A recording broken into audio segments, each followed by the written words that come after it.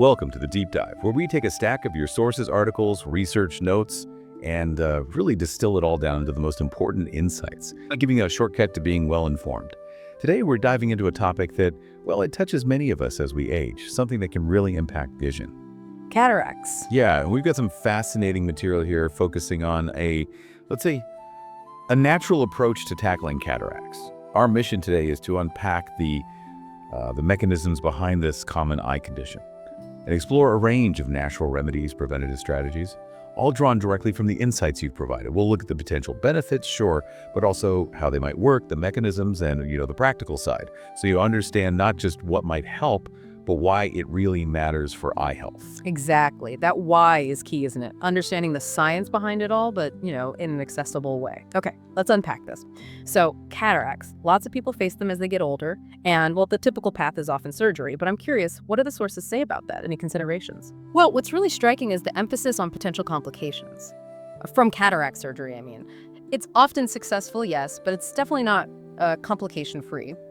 One study mentioned showed, get this, 42% of people developing dry eyes after surgery and 20% experiencing droopy eyelids, plus other things like floaters. It really makes you think, doesn't it, about exploring maybe less invasive options first. Right, so the thinking is maybe look at a natural route first, especially as you said, the sources suggest minimal side effects. But the question that always comes up with natural remedies, where are the studies? What about the big scientific evidence? That's a really crucial point, and the source tackles it head on. It explains there's a significant lack of large-scale studies validating many natural remedies.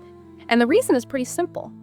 You can't patent natural compounds, so there's just no financial incentive for companies to pour, thousands, even millions, into that kind of research. The takeaway here isn't to just dismiss these natural ideas. It's more about shifting perspective. Instead of waiting for trials that might never happen, we look at the mechanism, what causes the problem, and then find natural things that logically address that mechanism, especially if they have few downsides compared to, say, drugs or surgery. It's about being proactive, using logic. Okay, this is where it gets really interesting for me, understanding the actual root cause. What is it that makes the lens go cloudy like that? So the first key thing is that the eye, and the lens specifically, is really vulnerable to high blood sugar. When those blood sugar levels creep up, it creates a huge amount of oxidative stress, we call it. Okay, like something rusting. I remember the source used that analogy, like a car rusting from road salt. Precisely. Yeah. That's a great way to think about it. That chemical reaction causing rust. It's similar to what's happening inside the eye because of high blood sugar. Doesn't matter if it's diagnosed diabetes, prediabetes, or even just, a diet consistently high in carbs. It creates damage, and that really adds up as we age. And our bodies have defenses against this rusting, but they sort of wear out over time. Exactly right. We naturally produce antioxidants, endogenous ones, to fight off that oxidation and free radical damage. But as we get older, we just make less of them. And then a poor diet, too many carbs, that just makes the decline worse. And that's when you see issues like cataracts or age-related macular degeneration, even trouble with night vision starting to appear. Okay, so that's where nature steps in. The course talks about tapping into plants, specifically their pigments. Yeah, it's pretty amazing, actually. These pigments, the things that give plants their vibrant colors, they are incredibly potent antioxidants. Plus, they have anti-inflammatory properties. They can powerfully counteract that oxidative stress, especially right there in the lens. The source breaks it down into two main groups. Okay, first up, carotenoids. Those are the yellows, oranges, reds, purples, right? Like beta-carotene, which leads to vitamin A, but isn't quite vitamin A itself. Exactly. And then you have lutein and zeaxanthin. Those are quite famous for helping with age-related macular degeneration. You find carotenoids in colorful veggies, obviously, but also, interestingly, in things like egg yolks and even grass-fed meat. Oh, right. So if the cow eats the grass full of carotenoids, it ends up in the meat and the milk. Same for eggs from chickens out on pasture, that whole food chain connection. Absolutely. And the source points out that a dirty little secret with the conventional eggs, chickens stuck in barns, eating grains, they often get fed synthetic pigments just to make the yolks look yellow because their diet is missing the natural stuff, kind of fooling us at the grocery store. Wow. Okay, so the second pigment group, anthocyanins. These are the reds, purples, blues, and these sound like they're particularly good for eyes. They really seem to be. Anthocyanins appear to have a significant positive effect on the eyes, especially when there's that oxidative stress happening. The suggestion is they might help reduce cataract risk, maybe even help reverse them if caught early enough. And the specific benefits are fascinating. helping recycle rhodopsin.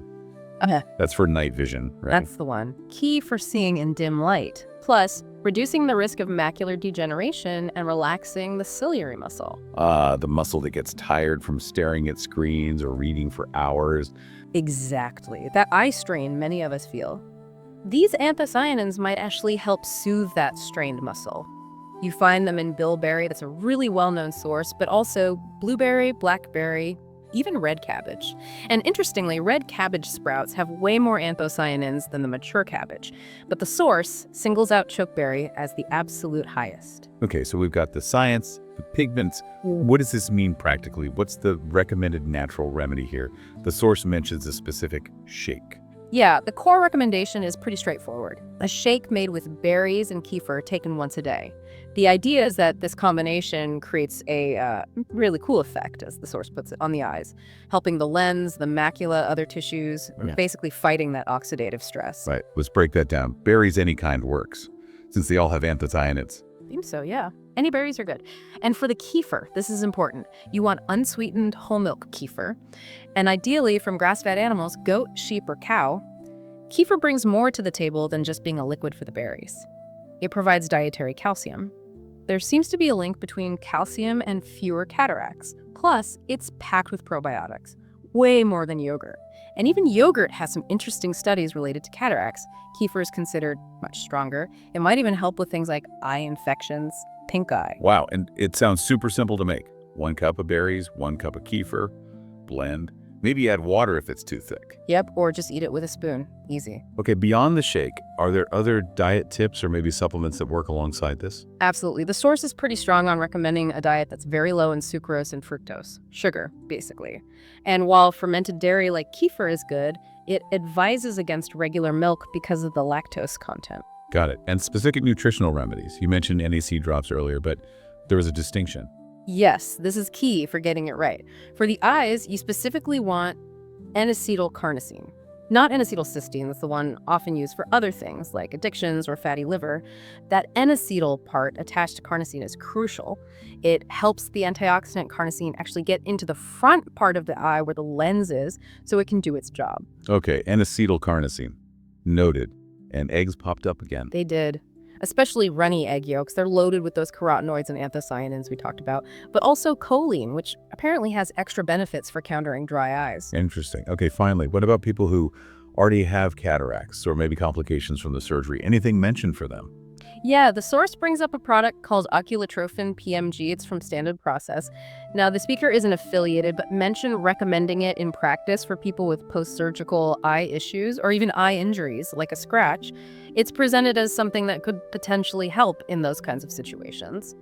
Wow, okay. This has been a real deep dive. We've unpacked cataracts from the cause that oxidative stress to exploring these potent plant pigments from nature and landed on some really practical dietary steps. It seems like shifting diet, adding specific nutrients, it could really offer a path to supporting eye health. It really could. And if you connect this to the bigger picture, it just highlights how interconnected everything is, doesn't it? Our overall health, the health of individual organs like our eyes, the whole idea that something natural, accessible, like a simple daily shake, plus some smart diet choices, could potentially cut the risk or even help reverse a condition like cataracts. Well, it certainly challenges us to think more seriously about prevention and these holistic approaches. And it leaves you wondering, doesn't it? What other small dietary tweaks could be having a profound impact on other parts of our health that we just, tend to overlook?